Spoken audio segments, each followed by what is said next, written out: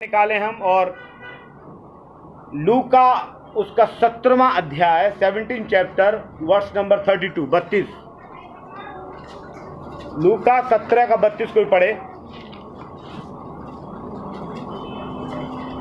की पत्नी को स्मरण रखो। बस क्या लिखा हुआ है? लूत की पत्नी को स्मरण रखो। क्या लिखा हुआ? कोई तेज बता सकता है क्या लिखा है? लूत की पत्नी को स्मरण रखो।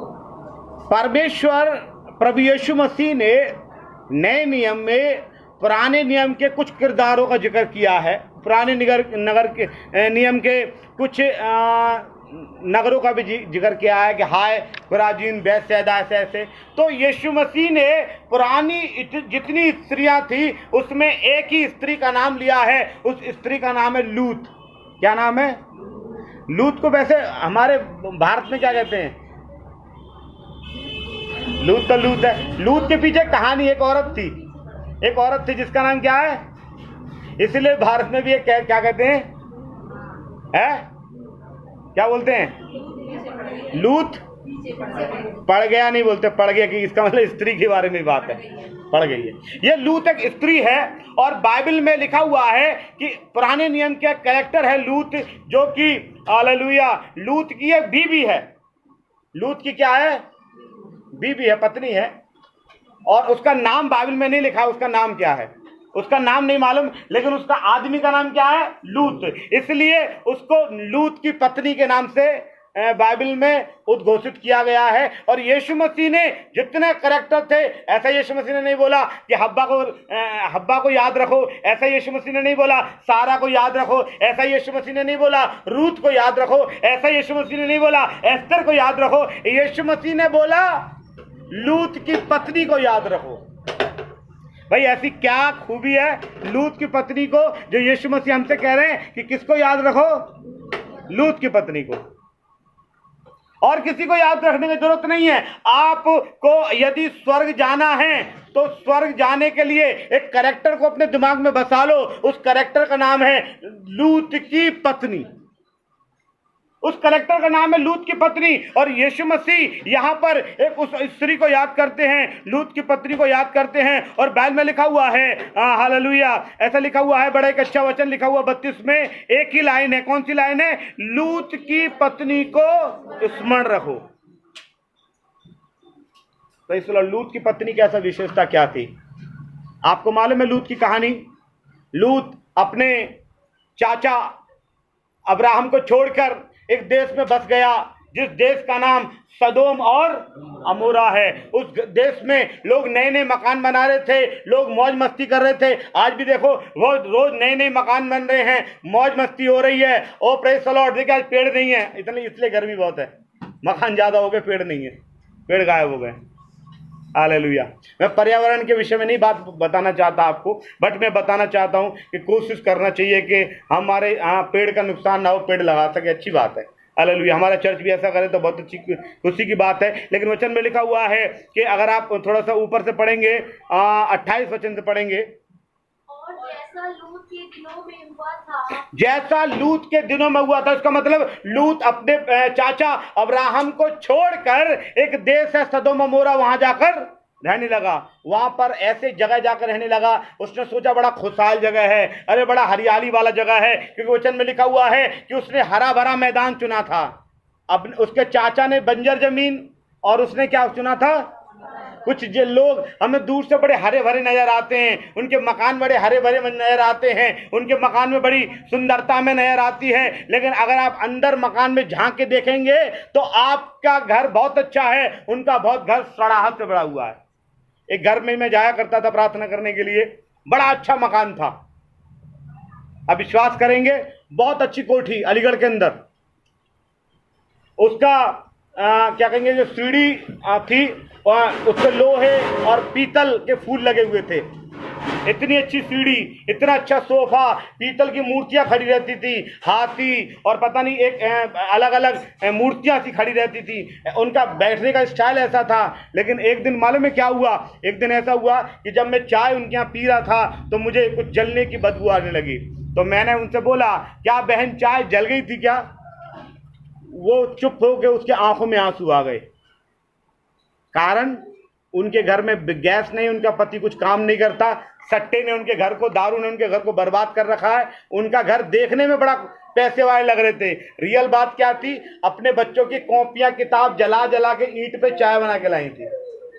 सोचिए, बाहर से लग रहा बहुत बड़ा घर है, बड़ा आलीशान घर है, ऐसे ही लूत को अब सदोम अमोरा दिखाई दे रहा था। अरे अब्राहम, तूने तो बेकार हिस्सा लिया है, मैंने अच्छा हिस्सा लिया है, हरा भरा हिस्सा लिया है। और मेरे प्रियो, मालूम में क्या हुआ? ऐसा लिखा हुआ है कि वो सदोम अमोरा एक ऐसे देश में बस गया जहां पर उसको सब कुछ चकाचौंध नजर आ रही थी। आज भी आप सोच रहे हैं, अरे मेरे घर में तो कूलर नहीं है, उनके घर तो एसी है। आपको नहीं मालूम वो एसी वाले के घर में एसी की तैसी हो रहा है, लेकिन वो बड़ा स्थिति खराब हो रहा है। सच बता रहा हूं, मैं रियल बता रहा हूं इस बात के लिए। आप सोचिए, परमेश्वर ने आपको दिया है। प्रभु मैं तेरा धन्यवाद करता हूं। सदोम अमोरा परमेश्वर की योजना में नहीं था, लूत ने अपनी योजना में सदोम अमोरा को शामिल किया और उस देश में चला गया, ऐसे जगह चला गया वो वहां पे बहुत पाप है, बहुत रंगरेलिया है, बहुत क्या कहेंगे, कामुकता का नगर, सेक्सुअल नगर। वहां पर जो अभी आजकल सुना होगा आपने, पुरुष से शादी कर रहे हैं, वो ऐसा जगह जहां पर पुरुष के साथ, स्त्री के साथ, ऐसी पाप की नगरी में लूत बस गया और उस लूत के साथ उसका परिवार भी बस गया, उसकी पत्नी भी, उसके बच्चे भी बस गए। और जब परमेश्वर ने देखा कि सदोम अमोरा का पाप बहुत बढ़ गया है, बहुत बढ़ गया है, बहुत बढ़ गया है, परमेश्वर ने सोचा कि मैं सदोम अमोरा को क्या कर दूंगा, नाश कर दूंगा।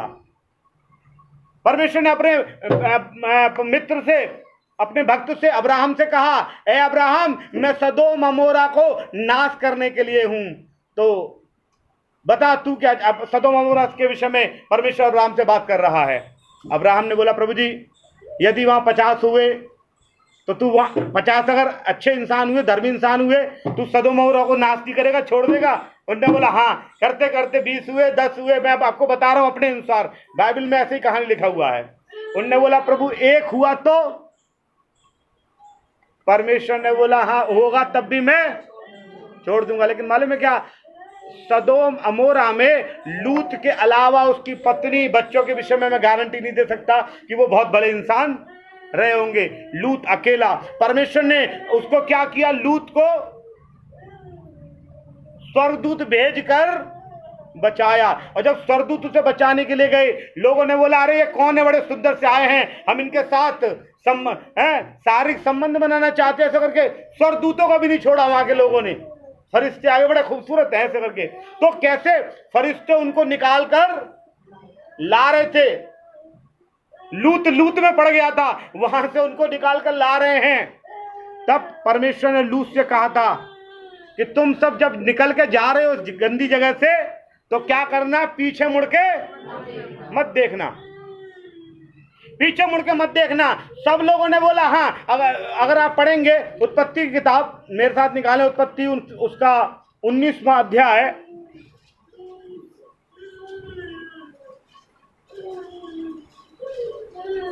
उसका आप मेरे साथ पढ़ सकते हैं।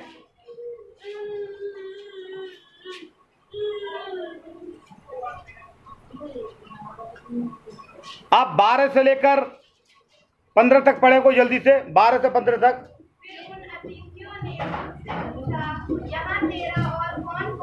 जब फरिश्ते, जो स्वर्गदूत लूत को निकाल लेते, तो उन्होंने पूछा कि यहाँ पर तेरा कौन कौन रहता है, मतलब वो पूरे परिवार को बचाना चाहते हैं। आप पढ़े।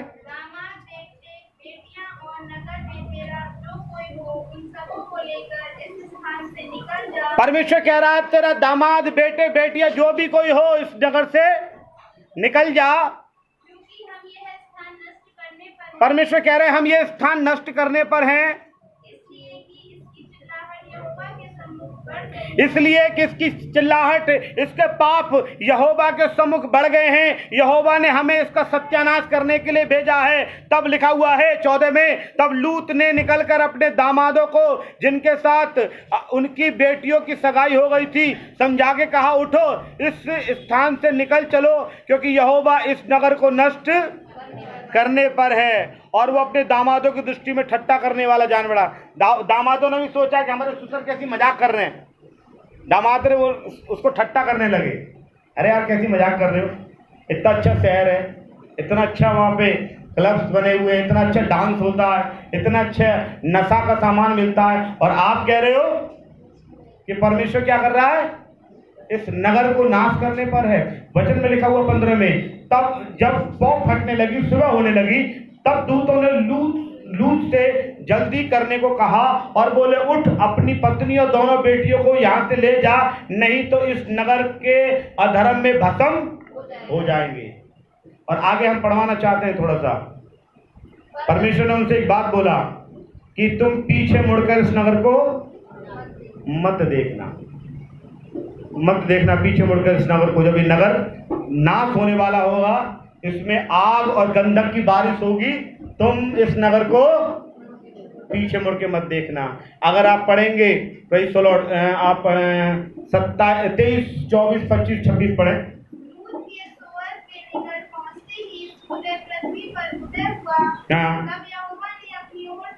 यहोवा ने अपनी ओर से सदोम और अमोरा पर आकाश से गंधक और आग बरसाई, और उन नगरों को और उन संपूर्ण तराई को और नगरों के सब निवासियों को भूमि की सारी उपज समेत नष्ट कर दिया। आगे लिखा हुआ है, लूत की पत्नी ने जो उसके पीछे थी, किसके? लूत के पीछे थी, दृष्टि फेर कर पीछे की ओर देखा कि हाय मेरा मकान, हाय मेरा महल, हाय कितनी अच्छी सोसाइटी में रहते थे हम, कितनी अच्छी कॉलोनी में रहा करते थे, वहां डीजे बजते थे, बड़ा नाच गाना होता था, बड़ा अय्यासी का दौर चला करता था। वो कहने लगे, लूत की पत्नी ने उसके पीछे की तो दृष्टि फेर कर पीछे की ओर देखा, और ऐसा लिखा हुआ है, वो नमक का खंबा बन गई। पीछे फेर के देखा तो क्या हो गया? नमक का खंबा। इसलिए यीशु मसीह ने क्या बोला? लूत की पत्नी को याद रखो। इसका मतलब जब आप लोग मसीहत में आए हैं, चाहे 10 साल पहले चाहे 15 साल पहले, आप पीछे होकर उस पुराने कैरेक्टर को याद मत करो। मालूम है, पुराने कैरेक्टर को याद करने की आवश्यकता नहीं है। पुराना कैरेक्टर आपको ले डूबेगा। एक वचन आप पढ़ सकते हैं मेरे साथ, फिलिपियों की किताब, उसका 3 अध्याय, उसका 13 और 14 वचन। फिलिपियों 3 का 13-14।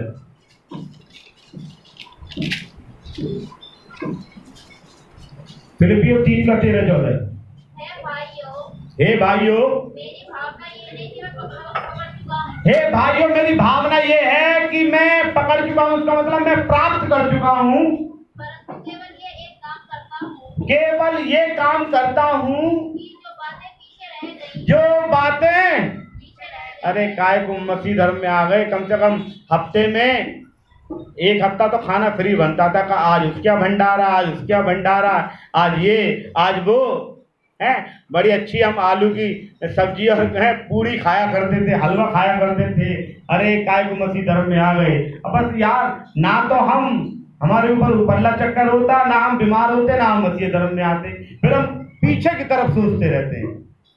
और जो पीछे की तरफ सोचता है, मसीहत में आकर बपतिस्मा पाने के बाद वो नाश हो जाता है। लूत की पत्नी ने पीछे की तरफ देखा, क्या हो गई? वो नाश हो गई। नमक का खंभा मतलब नाश हो गई। आप और मैं जब मसीहत में आ गए, बपतिस्मा ले लिया और पुराने जिंदगी को देखते हैं, तो समझ लीजिए कि हम नाश होने के कगार पे हैं। हमें परमेश्वर निकाल के लाया है, हालेलुया, उस दलदल से निकाल कर लाया है। इसलिए पौलुस ऐसा बोलते हैं, दोबारा पढ़ेंगे 3 वचन को। मेरी भावना ये नहीं कि मैं पकड़ चुका हूँ जी, परंतु केवल ये एक काम करता हूँ, हाँ, जो बातें पीछे रह गई हैं, जो बातें पीछे मेरा खानदान रह गया, पीछे मेरी मूर्ति पूजा रह गई, पीछे मैं बकरा चढ़ाता था, पीछे मैं भगत के चक्कर में रहता था, पीछे मैं तांत्रिक के चक्कर में रहता था, पीछे इस चक्कर में रहता था, किसी का पाइप दिखाई दे रहा है उसको तोड़ूं और तोड़ के पी जाऊं। कुछ लोग ऐसा भी है, पीछे ऐसा गलत जीवन था। आप देखिए कई घरों में, मैं कई लोगों के पास जाता हूँ, सुन के बड़ा ताज्जुब होता है कि एक परिवार में एक पति है वो एक ही काम करता, कभी कुर्सी तोड़, कभी कुछ और तोड़, कभी कुछ घर से धुपका के ले जा, और कैसे भी मुझे सुबह सुबह पीने को मिल जाए। मसीहत में आकर उन तमाम चीजों को, पीछे जो बातें छोड़ हो गई हैं, उनको देखने के लिए आवश्यकता नहीं है। अगर आप देख रहे हैं तो सोच लीजिए कि आप मसीहत में आकर भी पहली बार मसीहत में आए नहीं हैं। दूसरी बात, मसीहत में आकर भी आप नाश होने की कगार पे हैं। नाश वो लोग हो जाते हैं मसीहत में आकर जो अभी भी पीछे की ओर देख रहे हैं। और मालूम है, वो हमेशा एक ही चीज की शिकायत करते रहते हैं, क्या? जो पीछे की ओर देखते हुए कि भाई साहब कोई फायदा नहीं हो रहा, भाई साहब कुछ लाभ नहीं हो रहा। क्योंकि हम लाभ के लिए आए हैं भाई साहब, यीशु मसीह के लिए नहीं आए। हम काय के लिए आए हैं? वचन में क्या लिखा हुआ है? हाय खुराजीन और बैतसैदा, हाय खुराजीन और बैतसैदा, वो काम जो तुम में किए गए यदि सूरसैदा में किए जाते तो वो लोग मन फिरा लेते। वो लोग जो पीछे की ओर देखते हैं, इनका मतलब अभी तक उनका जीवन परिवर्तन नहीं हुआ।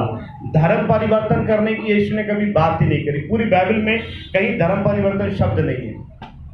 हाँ, पूरी बाइबल में मन परिवर्तन और जीवन परिवर्तन बहुत बार आया है।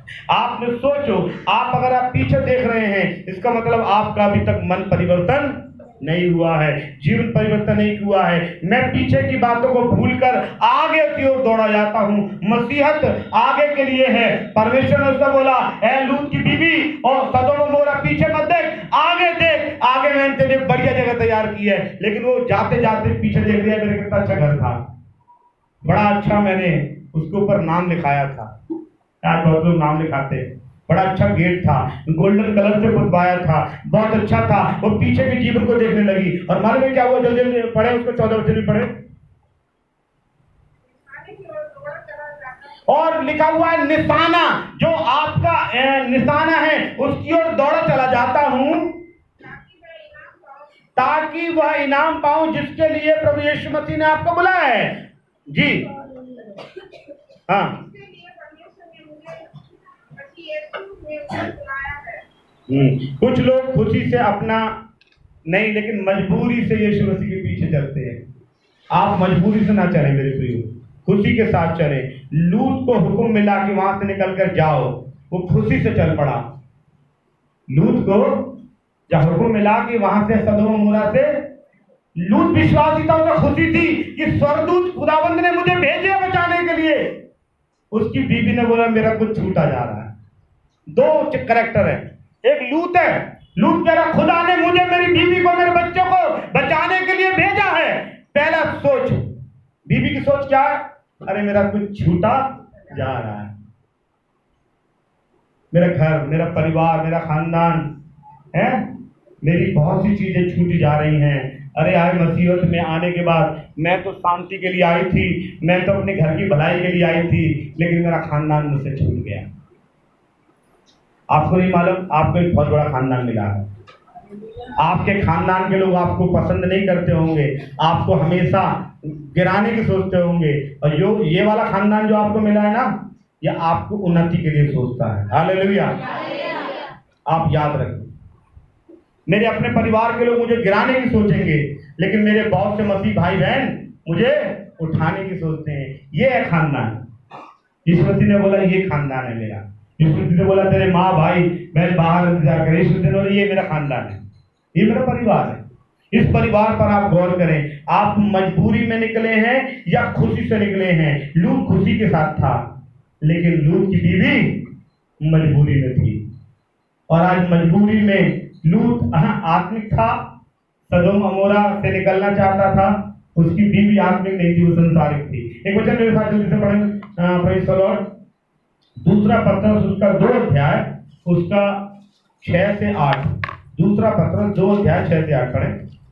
और सदोम और अमोरा के नगरों को विनाश का ऐसा दंड दिया, उन्हें भस्म करके राख में मिला दिया, ताकि वे आने वाले भक्तिहीन लोगों की शिक्षा के लिए एक दृष्टांत बने। वो भक्तिहीन लोगों के लिए एक दृष्टांत बने। एक बात और बता रहा हूँ, यीशु मसीह कह रहा है मैंने वो नगर क्यों गिराया? ताकि भक्ति, एक दृष्टांत है कि हमें पीछे मुड़ के देखने की आवश्यकता नहीं है। एक वचन मेरे साथ और पढ़ाना चाहता हूँ, यशायाह उसका 31वां अध्याय है और उसका एक वचन पढ़े कोई भी जन। आए उन पर जो सहायता पाने के लिए मिस्र को जाते हैं और घोड़ों का आसरा करते हैं। हाँ, लिखा हुआ है हाय हाय उनके लिए जो सहायता पाने के लिए मिस्र को जाते हैं। इसका मतलब आप मिस्र में से निकले हैं, वो किसकी कहाँ जा रहे हैं? मिस्र में जा रहे हैं। आज लोग उल्टी चाल चलते हैं, मिस्र में जाते और घोड़ों का आसरा और रथों पर भरोसा रखते हैं क्योंकि वे बहुत हैं, और सवारों पर क्योंकि वे अति बलवान हैं, और इस्राएल के पवित्र की ओर दृष्टि नहीं करते, न यहोवा की खोज। इसका मतलब क्या है? एक गाना भी है, यीशु के पीछे मैं चलने लगा ना लौटूंगा। कितना भी मुसीबत आए, परेशानी आए, क्योंकि यीशु मसीह ने आपको बड़ी मुसीबत में से निकाल के लाया है, आपको बहुत बड़ी मुसीबत में पड़ने नहीं देगा। इसलिए यीशु मसीह के चेलों के विषय में एक बात और लिखा हुआ है, इसने बोला जो हल के ऊपर हाथ रखकर पीछे की ओर देखता है वो मेरा चेला बनने के योग्य नहीं है। हल के ऊपर हाथ रख के मतलब परमेश्वर ने तुम्हारे लिए कुछ आगे जोतने बोने के लिए, हल के हाथ मतलब तुम तैयारी करो जोतने बोने की, लेकिन वो पीछे की तरफ सोचते हैं कि हाय, तो क्या लिखा हुआ है? वो मेरा चेला नहीं। Praise the Lord. इसलिए आज के में बहुत छोटा सा वचन आप लोगों के लिए है, क्या आप लूत की पत्नी की तरफ पीछे देख रहे हैं तो आप नाश होने की कगार पे हैं। यदि आप आगे देख रहे हैं तो परमेश्वर ने आपके लिए वो अदन के बगीचे जो स्वर्ग में है वो रखा हुआ है, और वहां वही लोग जाएंगे जो आगे की ओर यीशु मसीह की ओर ताकते रहते हैं। आइए प्रार्थना में चलें, यीशु की ओर ताकते रहें।